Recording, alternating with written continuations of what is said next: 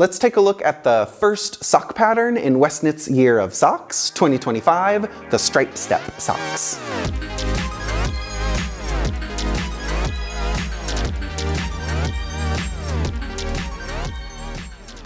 The Stripestep Socks are a really fun and simple beginning to the Year of Socks ebook. So this is a new collection of socks where every month, at the beginning of each month, you're gonna get a new PDF update. And the Stripestep Socks are the first pattern with really simple garter stitch and some stockinette stitch stripes that form this stair-step staggered effect. If you can knit a garter stitch square, you can knit these socks. So it starts in the round with some 2x2 ribbing for a stretchy cuff. That's my favorite beginning for socks because it's really elastic.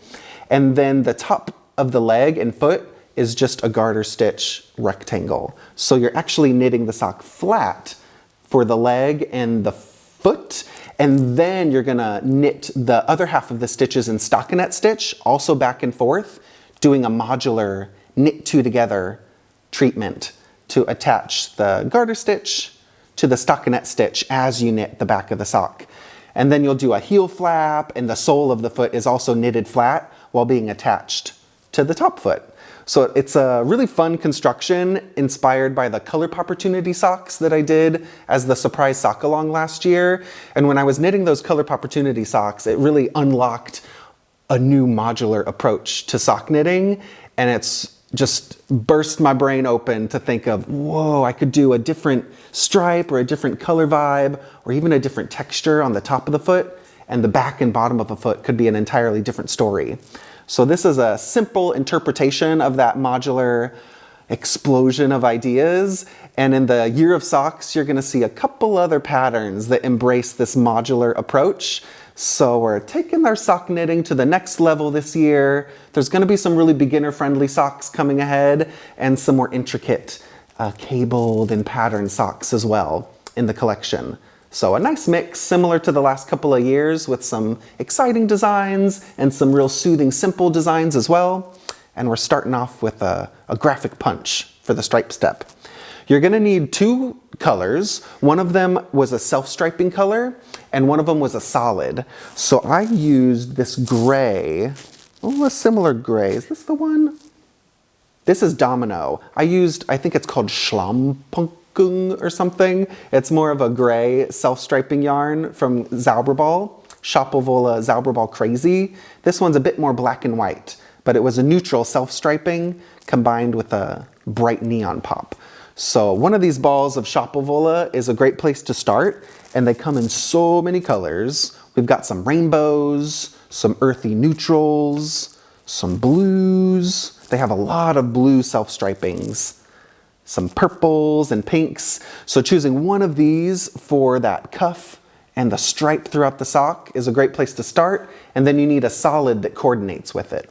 When you're picking out that matching solid yarn, if it's really close to a lot of the colors in the ball, then you'll have some blended stripe moments.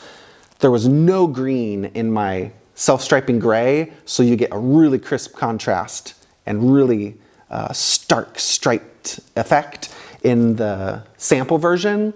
But if you've got a similar purple, well, this is a bright purple. This would be a really good high contrast. This would be a little more moody. This dark blue, it would blend a bit more with those dark purple tones, but that would still be really nice in the same color family, but choose something very exaggerated.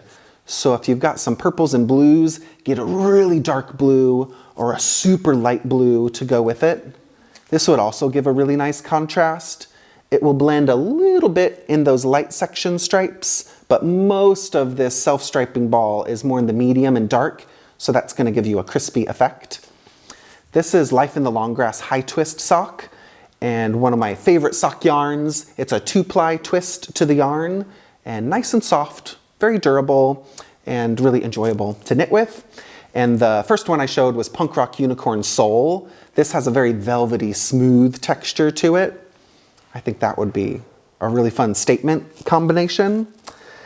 In the pinks, if you have a pinky tone, we could play around with something really bright. This is the Watermelon Sugar Pop colorway from Punk Rock Unicorn. I think that would be really fun. It really exaggerates the bright tones in that self-striping yarn, all in the same family, but takes it to the next level with that high intensity neon contrast. Or something dark. This is darker than any tone in this sock. It's kind of similar to the purple, but it doesn't match exactly any of the colors in here, which is good to give you that contrast. This is Red Velvet from Punk Rock Unicorn, and this is Indisch Rosa from Shopovola Zauberball Crazy. I think that would be really fun and dramatic and super punchy. Let's get a lighter color. Some of the colors in Zauberball are more monotone, like lots of blues together, but some of them have more contrast with yellows, blues, reds, greens all together. So what could we do with this? This terracotta color? This is called Fire Clay from Life in the Long Grass. That could be really nice and warm, and it doesn't exactly match any of the tones, which I personally like in my self-striping combos. What else could we do? I'm not feeling that for this one. A simple beige in taupe. This is called Dough, D-O-U-G-H, Dough from Life in the Long Grass. A really nice light neutral. This would work nice with a lot of these Zauberballs. And it's just a thin little stripe. So the solid is more of the accent color throughout the socks. And what you see mostly is the self-striping yarn. So a light neutral could be really nice and crispy. Yeah, this kind of beige taupe tan color suits a lot of these self-striping. Oh, I love it with this one, with this kind of woodsy, woodland color story. If you went darker, this is Emerald Eve from Life in the Long Grass. With this color, I really like that. I think with the lighter one, I like this with the lighter tones, the lighter self-striping. It gives you that fresh kind of beachy vibe. But with those dark moments in this Zauberball, this is called Jacques V. Hose. I think I'm saying that somewhat right. And the Emerald Eve, I think that makes a really deep and more shadowy contrast effect, more moody. Let's see, what else? I've got some Twisted Ambitions colors. This dark brown, this could be nice. This has some brown in it, but a lot of light tones. I think that would give you a good contrast. And the only thing I would avoid in these socks, because it's such thin stripes, I would avoid doing two really busy yarns together. So if you're doing that self-striping main color, I wouldn't put a highly variegated yarn striped with it or a highly speckled yarn striped, because then the stripes will get more disguised and a bit static and blurry in the contrast. So getting something fun and splashy, but something really contrasted and solid is going to give you that clarity in your sock.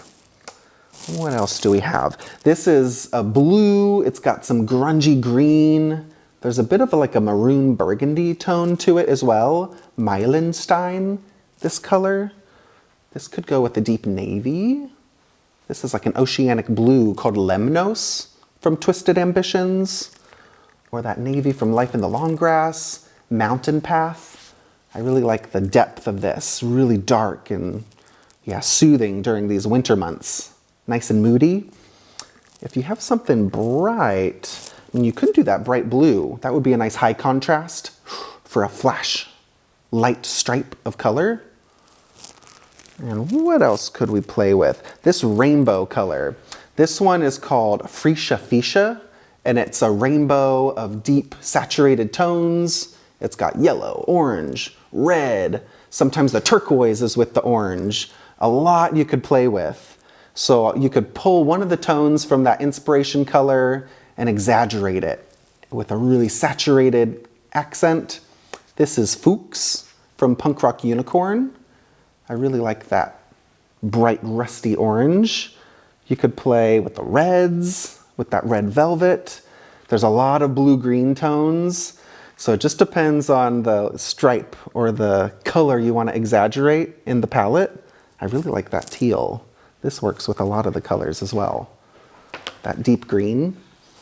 You could go super bright and just get a really light color for that flash bright stripe. Well, I wouldn't do that one. We need to find something for this one. What else? One of the blues is looking really nice. A mustard gold would be really cool with that. And then this purple, I have this purple called Orchid. We need to find something. Yeah, I think it's gotta be with the pinks or purples. I think that would be a nice contrast stripe. Plays with the family, but exaggerates it with a bit more of the purple tone. Yeah, that's very fun and candy bite. So these Stripestep socks are the first pattern, the January sock. You're gonna get a new sock every single month by signing up for the ebook. That's on Ravelry or Westknits.com, the Westknits Year of Socks 2025 ebook. And this year, all the patterns are just in the ebook. So if the individual patterns will release next year, but we're debuting it as a full collection throughout the year. And you'll get 12 patterns at the beginning of each month, one pattern each month. And this is just a taste of what's to come. So there's gonna be a lot of texture. You can expect some slip stitches, a little bit of yarn over lace action, a lot of fun color combinations, some multicolor scrappy socks. So every sock will have a little different flavor, and many of the patterns coming this year will reflect some of my favorite shawl and sweater designs, so we can build some coordinating socks to go with our favorite shawls and sweaters.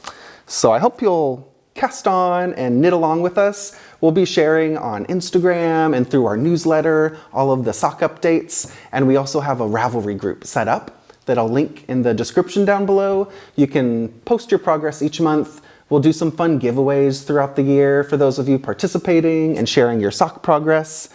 And I'd love to hear in the comments down below if you've done a previous sock knit along before with the Year of Socks, and if you've done all 12 of them. So let me know down below if some of you have done all 12 socks from the previous years. I've seen a few of you on Instagram posting your sock collections, and it's really fun to see the different color combinations and techniques all come to life. So let's knit a drawer filled with more hand knit socks, and we'll have some fun decorating our toes throughout the year.